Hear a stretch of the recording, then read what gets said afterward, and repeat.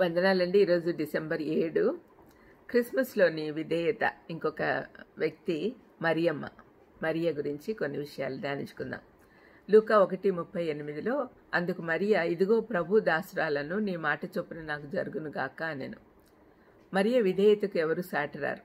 అన్ని ప్రమాణాలకు మించినది. పెళ్లి కాకముందే గర్భవతి అగుటకు ఒప్పుకోవడం అంటే చాలా ప్రమాదకరం.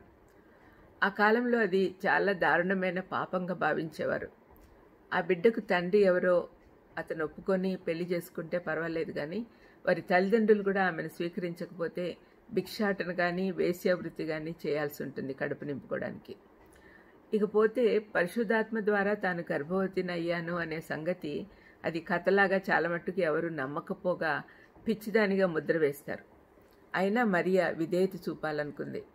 ఆమె అంగీకరించినప్పుడు తానెంత ధన్యురాలుగా ప్రజలు తలస్తారో తనకు తెలియదు. ఆమె తరతరములకు ధన్యురాలే. తనకు తెలిసిందంతా ఒక్కటే, దేవుడు తనకు పరిచర్య చేయమని అడుగుతున్నాడు కాబట్టి చేస్తాను అనుకుంది.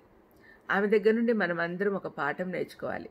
పరిస్థితులు ఎంత ప్రతికూలంగా ఉన్నా, పరిణామాలు ఎంత భయంకరంగా ఉన్నా సంతోషంగా మనలను మనము ఆయనకు సమర్పించుకోవాలి. ఆయనను మన జీవితంలో ప్రభువుగా అంగీకరించినట్లయితే ఆయనే మనల్ని చూసుకుంటాడు.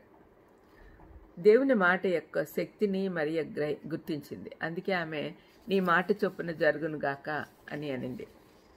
అంత చిన్న వయసులోనే దేవుని వాక్య లోతులు తెలుసుకున్న విధానము చాలా ఆశ్చర్యకరం.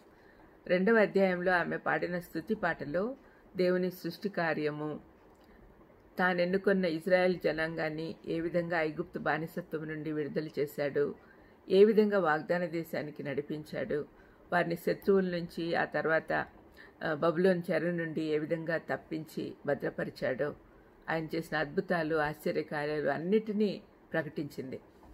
తాను చదువుకొని తెలుసుకున్న అంతా కూడా అనుభవంతో తెలుసుకొనుటకు దేవుడు అవకాశం ఇచ్చాడు.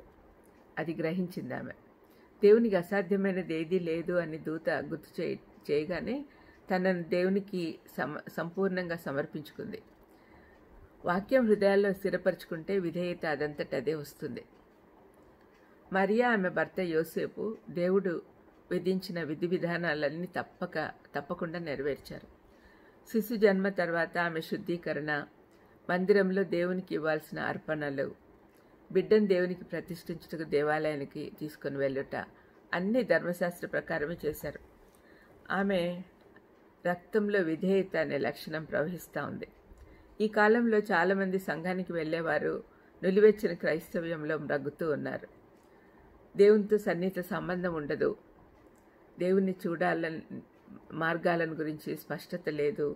దేవుణ్ణి సంతోషపెట్టాలనే ఆలోచన లేదు. దేవుడు ఎప్పుడు విశ్వాసాన్ని గౌరవించి విధేయతకు బహుమతులిస్తాడు. అందుకే దేవదూత మరియకిచ్చిన బహుమతి, దయాప్రాప్తురాల నీకు శుభం అన్నాడు. స్త్రీలలో నువ్వు ఆశీర్వదింపబడిన వారు దానవు అని ఎలిజబెత్ అంటుంది. ప్రార్థన చేసుకుందాం. దయామేడ మరియ విధేయత, ఆమె గొప్పతనం తెలుసుకున్నాం తండ్రి. మేము కూడా విధేయులుగా ఉండేది నేర్పించమని యేసుక్రీస్తు నామమున వేడుకొంచున్నాను తండ్రి. ఆమేన్. God bless you.